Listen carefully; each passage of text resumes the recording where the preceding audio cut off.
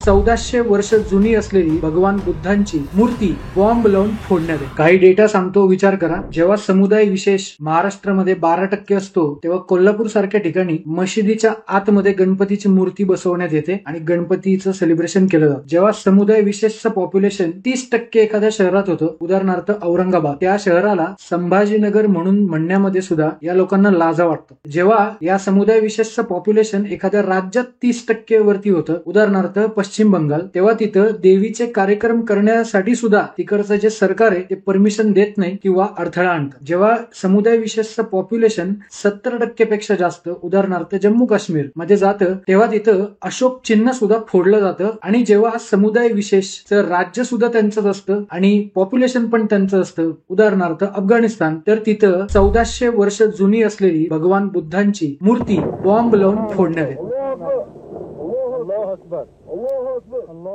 आता विचार करा, या सगळ्या लेवल्स आहेत। आपण सध्या कुठे राहत आहात आणि तिकडं पर्सेंटेज डेमोग्राफी काय आहे याचा विचार तुम्ही करा।